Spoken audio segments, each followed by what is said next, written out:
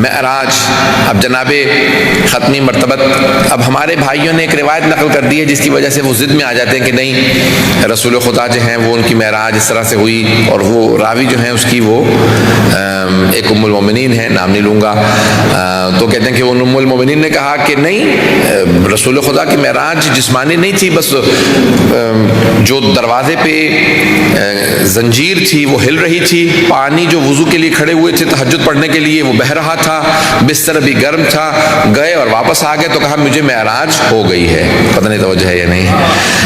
اب وہ ضد بنا لی ہے ان سارے مسلمانوں نے، کہتے ہیں کیونکہ ام المومنین نے بیان کیا، اب رسول خدا کے بس اتنی سی معراج ہے، وہ گئے ہیں اور وہ کچھ نہیں ہوا اور اس کے علاوہ کچھ نہیں ہے، چند لحظوں کی ہے اور وہ معراج خواب میں تھی. عزیزان گرامی، اولاً تو یہ حدیث ضعیف ہے. کیوں؟ کیونکہ ان ام المومنین کی شادی پیغمبر اسلام سے مدینے میں ہوئی ہے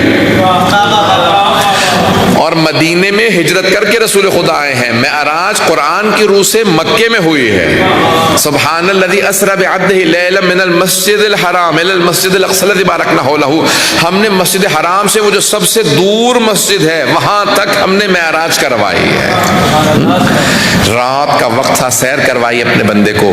اب آئیں ذرا معراج جسمانی کی میں دلیلیں پیش کر رہا ہوں، سننا چاہ رہے ہیں سب لوگ؟ معراج جسمانی کی پہلی دلیل ہے سبحان الذی اسری بعبدہ لیلا من المسجد الحرام. یہ کہ اللہ کا کہنا کہ لیلن یعنی رات کے وقت معراج کرانا. رات کہتے ہیں ایک زمان کو، زمان اور مکان تو سب سمجھتے ہیں نا، ٹائم اینڈ اسپیس. اللہ نے لفظ استعمال کیا سبحان الذی اسری بعبدہ لیلاً، رات کے وقت معراج کرائی، رات کے وقت معراج کروائی. یہ رات کا سفر جسم سے متعلق ہوتا ہے کیونکہ زمان کا تعلق ہی جسم سے ہے. تو اب یہ پہلی دلیل، ملا صدرہ نے 8 دلیلیں لکھی ہیں، ان میں سے پہلی دلیل کہتے ہیں یہ لفظ استعمال کرنا رات کے وقت سیر کروائی ہے تو یہ زمان ہے، ٹائم پیریڈ ہے. یہ زمان میں کسی ٹائم کے اندر کہ اتنی مدت کے اندر ہم نے سفر کروایا، تو یہ خود دلیل ہے کہ جسمانی ہے. نمبر 1. نمبر 2، سبحان الذی اسری بعبدہ. ملا صدرہ کہتے ہیں کہ اللہ نے کہا میں نے اپنے عبد کو، اپنے بندے کو معراج کرائی. اگر اللہ کہہ دیتا نا میں نے اپنے نبی کو معراج کروائی تو نبوت کو معراج انسان تصور کر سکتا ہے کہ یہ خواب میں ہو سکتی ہے کیونکہ نبوت کا تعلق جسم سے نہیں ہے. نبوت عہدہ ہے، منصب ہے، لیکن جب کہتے ہیں نا عبد تو یہ بندگی جسم سے وابستہ ہے. پتہ نہیں توجہ ہے یا نہیں؟ فلسفے کی روح سے دیکھیں، میرا ایک مثال کے طور پہ آپ کہتے ہیں کہ عالم دین ہیں، میں ایک معلم ہوں، ٹیچر ہوں. یہ کوئی بھی ٹیچر کہاں ہے؟ معلم کہاں ہے؟ عالم دین کہاں ہے؟ یہ باہر نہیں ہے، یہ ساری کی ساری مجھ علی رضا رضوی سے وابستہ ہیں. اگر میں نہ ہوں تو آپ ان چیزوں کو نہیں سمجھ سکتے. پتہ نہیں توجہ ہے یا نہیں؟ لیکن یہ ساری چیزیں اگر سمجھ میں آتی ہیں تو میری وجہ سے سمجھ میں آتی ہیں کہ اگر ٹیچر ہے تو یہ ہے. تو انسان سے وابستہ اس کے عہدے ہوتے ہیں، لیکن عبدیت کا تعلق، بندگی کا تعلق جسم سے ہے. میں فلسفے کی پوری بحث ہے یہاں پہ پیش کر رہا ہوں. تو عبدیت کا تعلق جسم سے ہے. عبد کو اللہ سبحانہ و تعالیٰ نے کہا میں نے اپنے عبد کو سیر کروائی، رات کے وقت سیر کروائی. تو سیر کروانا عبد سے متعلق ہے، رات سے متعلق ہے، دونوں جسم پہ دلالت کرتی ہیں. آئیں ذرا ایک اور دلیل پیش کر دیتا ہوں، پتہ نہیں کس حد تک لوگ میرے ساتھ چل رہے ہیں. سبحان الذی اسری بعبدہ لیلا من المسجد الحرام الی المسجد، من اور الی. اب یہ 2 اور دلیلیں ہیں. جب بھی کہا جاتا ہے نا عربی میں من ابتدائے غائط کے لیے آتا ہے، الی انتہائی غائط کے لیے آتا ہے. من from and الی to. جب بھی آپ کہتے ہیں نا میں نے اپنے کہا کہ میں اپنے گھر سے یہاں پہ آیا ہوں، from and to، تو عزیزان گرامی کوئی نہ کوئی ابتدائے غایت ہے، کوئی نہ کوئی انتہائی غایت ہے. must be a point of beginning and a point of end. کوئی شروع اور کوئی آخر کی جگہ ہے. خواب کے اندر ابتدا اور انتہا کی کوئی جگہ نہیں ہوتی. یہ ابتدا ہونا اس کا مطلب ہے جسمانی معراج ہے، یہ انتہا ہونا اس کا مطلب ہے معراج معراج جسمانی ہے. پتہ نہیں اب تک ہیں یا نہیں. تو اب یہ 4 دلیلیں ملا صدرہ. اس کے نا گرامی اب معراج رسول خدا کی شروع ہوتی ہے اور لفظ آیا ہے براق. لفظ براق ہے. براق برق سے ہے. برق کہتے ہیں بجلی کو. آج سائنس نے یہی دریافت کیا ہے نا کہ جب تک کہ اسپیڈ آف لائٹ سے ٹریول نہ کریں تب تک کوئی نہیں جا سکتا آسمانوں پہ, کوئی پار نہیں کر سکتا. پیغمبر نے بھی کہا براق, برق رفتار. پتہ نہیں سمجھے ہے یا نہیں. جو برق رفتار ہو, جو لائٹ کی سپیڈ سے چلتا ہو, اسے براق کہا جاتا ہے. جب لوگوں نے پوچھا یا رسول خدا یہ براق کیا چیز ہے, کبھی تمہیں سمجھ نہیں آ سکتا, بس تم یہ سمجھ لو تم گھوڑے پہ سواری کرتے ہو, میری سواری کا نام براق ہے. اب جتنے لوگوں نے گھوڑے پرکے والے بنا دیے ہیں یہ سمجھے بغیر بنائے ہیں. اب یہ کیا مخلوق ہے, کس طرح سے پیغمبر اسلام کو سپیڈ آف لائٹ کے ساتھ لے جایا گیا, اب وہ کیا شے تھی, کیا مخلوق تھی, کس طرح سے سواری تھی, وہ پیغمبر کے حساب سے تھی تاکہ نہ آپ کو نقصان ہو, یہاں سے لے کے وہاں تک معراج ہو جائے. آج تک یہ حل ہی نہیں ہو سکا کہ براق ہے کیا اور سفر معراج کیا ہے. اس کو اگر کوئی سمجھا ہوتا تو سب لوگوں نے گھوڑا بنا دیا, اس کے پر لگا دی اور کہا کہ یہ رسول خدا کی سواری ہے, اس کا نام براق ہے. براق برق سے ہے. برق کہتے ہیں بجلی کو, لائٹ کو, اگر بات واضح ہو رہی ہو. تو اب وہ لائٹ کا پیغمبر اسلام نے نور کا تصور دیا, بہت سے لوگوں نے فوراً ایک جو ہے وہ سفید رنگ کا نور کا گھوڑا بنایا, اس کے پر بنا دیے, کا وہ اڑا کے لے گیا. عزیزان گرامی آج تک کسی کو معلوم ہی نہیں ہے کہ براق کیا ہے, کہ رسول خدا صلی اللہ علیہ وسلم کو براق پہ معراج ہوئی. اب تک تو بات واضح ہو رہی ہے سب لوگوں کے لیے. اب آئیں, رسول خدا معراج پہ گئے اور ساتھ میں کون آیا استقبال کے لیے؟ جناب جبرائیل آئے. کہا یا رسول خدا میں آپ کو لینے کے لیے آیا ہوں. اور ایک ایسا وقت آیا کہ رسول خدا چوتھے آسمان پہ پہنچے جہاں پہ جنت ہے اور جہاں پہ بیت معمور ہے, جو آسمان کی مخلوقات ہیں ان کا قبلہ وہاں پہ ہے. تو ایک مرتبہ اللہ نے قرآن کے اندر کہا کہ میرے حبیب ان سب سے سوال کیجئے. جناب امیر سے ایک مرتبہ کسی نے سوال کیا تھا, یہ قرآن کے اندر آئی ہے, آیت آئی ہے, اے میرے حبیب سوال کیجئے ان سب سے کہ انہیں نبوت کیسے ملی. اس کا مطلب ہے ان سب سے سوال کیجئے, یعنی انبیاء سے. یہ قرآن کی آیت ہے, قرآن زمین پہ نازل ہوا ہے. اب اگر رسول خدا نے اس پہ عمل کیا تو کیسے عمل کیا, اور اگر عمل نہیں کیا تو پھر اللہ کی نافرمانی کی معاذ اللہ. تو مولا نے کہا کہ سوال کرنے والے میں تجھے بتاتا ہوں, یہ سوال فرش کا ہے ہی نہیں, یہ عرش کا سوال ہے. یہ جب پیغمبر معراج پہ گئے تھے دونوں طرف صفے بنائے کھڑے تھے سارے انبیاء, سب سے آگے جناب ابراہیم کھڑے تھے, رسول خدا کے استقبال کے لیے سارے انبیاء کھڑے تھے. ایک مرتبہ اللہ نے کہا میرے حبیب رک جائیے, آگے مت جائیے گا, ان کا استقبال قبول نہ کیجیے گا, ان سب سے سوال کیجیے انہیں نبوت کیسے ملی. تو رسول خدا نے وہاں پہ سوال کیا تھا, اللہ نے وہاں آیت نازل کی تھی جب معراج پہ گئے تھے.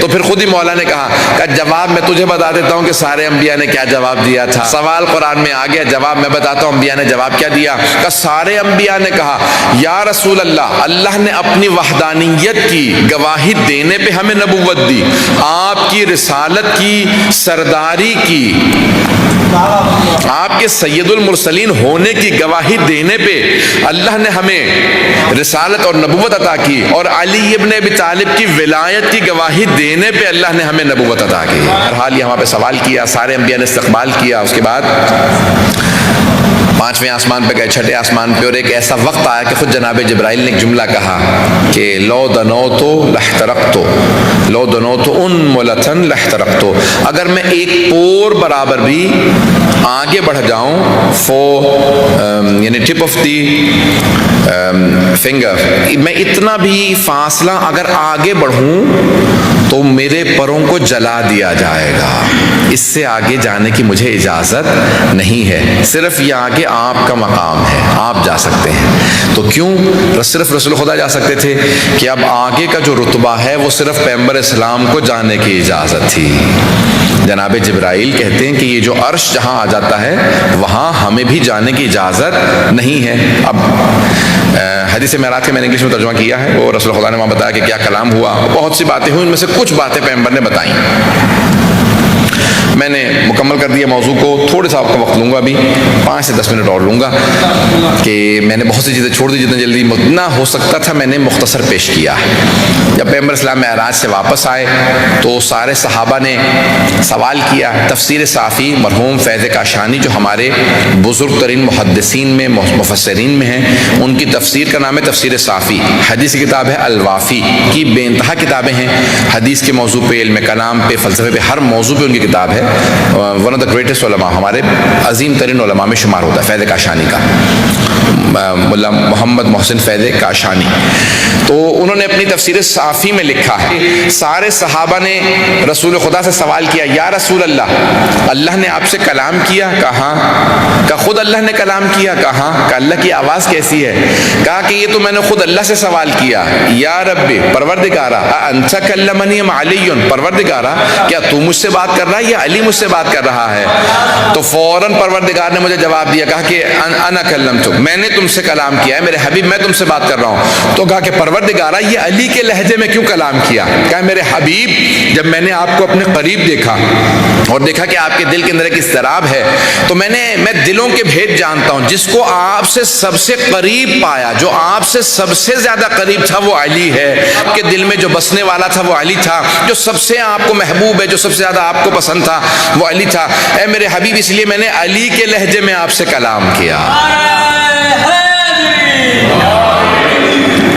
تو کہا میں پروردگار نے مجھ سے علی کے لہجے میں کلام کیا. کہا کیا کچھ کہا؟ کہا کہ حدیث معراج جہاں پہ اخلاقیات بیان کیے کہ آپ کی امت سے کیا توقع. کہا میرے حبیب, کیا آپ جانتے ہیں میں نے آپ کا سارے انبیاء پہ کیوں انتخاب کیا؟ سارے انبیاء میں نے آپ ہی کو کیوں چنا کہ آپ سردار انبیاء بنے؟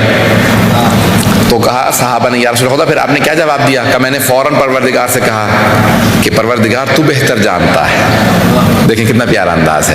یہ نہیں کہتے کہ ہاں میں جانتا ہوں تو نے میرا انتخاب کیا, یہ نہیں کہتے کہ ہاں میں جانتا ہوں. کہا نہیں پروردگار تو بہتر جانتا ہے. عزیزان گرامی, جب انسان کسی باعظمت کی بارگاہ میں ہو تو بڑائی پیش نہیں کرنی چاہیے بلکہ اپنے آپ کو چھوٹے انداز سے پیش کرنا چاہیے. کہ پروردگار بہتر جانتا ہے کہ تو اس نے کیوں انتخاب کیا میرا. کہا میرے حبیب, اسی وجہ سے کہ آپ جیسا اخلاق کسی اور نبی کا نہیں ہے. اگر سب کو میں اخلاق پیش کرنے کے لیے کھڑا کر دیتا تو آپ سے بہتر اخلاق کسی کا نہیں تھا. آپ کبھی بھی تکبر سے پیش نہیں آتے, کبر و نخوت نہیں رکھتے, اتنا تواضع, اتنی انکساری, اتنے آپ کے اندر تواضع ہے, ہمبلنس ہے کہ ابھی بھی آپ جانتے ہوئے مجھ سے کہہ رہے ہیں کہ اللہ بہتر جانتا ہے.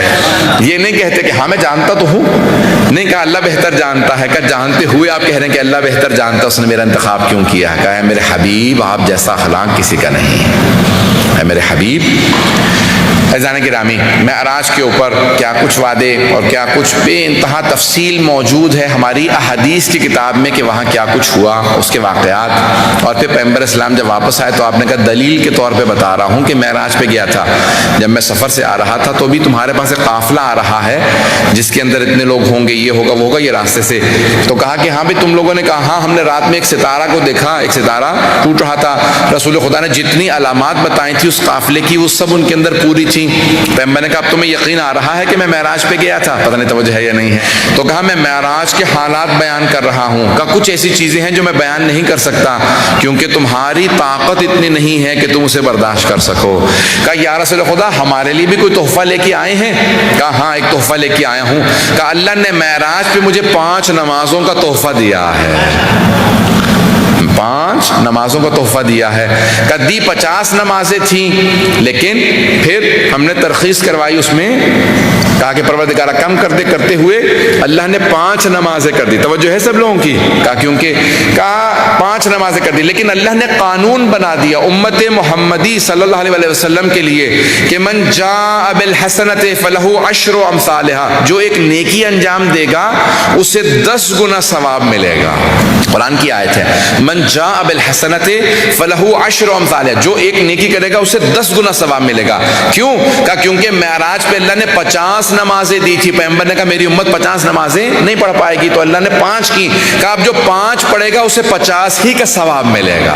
یہ معراج کا تحفہ ہے 5 نمازیں, تو اس میں کوتاہی نہ کریں. ویسے بھی ہمارے یہاں تو پیغمبر اسلام نے حدیث ہے معصوم کی کہ آپ نے چھوٹ دی, ترخیص دی کہ ان کو 3 وقت پہ پڑھ لو, ظہر کو عصر کے ساتھ ملا کے, عصر کو ظہر کے ساتھ ملا کے, عشاء کو مغرب کے ساتھ ملا کے پڑھ سکتے ہیں. تو عزیزان گرامی بہت آسان کر دیا. اب اگر پھر بھی کوئی نماز میں کوتاہی کرے تو پھر بہت بڑی کوتاہی ہے، اس لیے نماز میں کوتاہی نہ کیجیے گا. شب معراج کا تحفہ ہے نماز. تو بہرحال پیغمبر اسلام کو اللہ نے ہدیہ دیا کہ آپ کی امت کے لیے ایک تحفہ دے رہا ہوں، اور وہ ہے نماز، معراج کا تحفہ. جس طرح سے اگر ایک آدمی دن میں 5 مرتبہ نہا کے باہر آئے تو اس کے جسم پہ کوئی بھی چکناہٹ باقی نہیں رہے گی، کوئی میل، کوئی گندگی، کوئی نجاست باقی نہیں رہے گی. اسی طرح سے اگر ہماری روح 5 مرتبہ نماز میں غوطہ لگا کے باہر آئے تو جسم پہ کوئی گناہ باقی نہیں رہے گا. تو انشاءاللہ سب کے سب اپنی نماز میں کوتاہی نہیں کیجیے گا انشاءاللہ.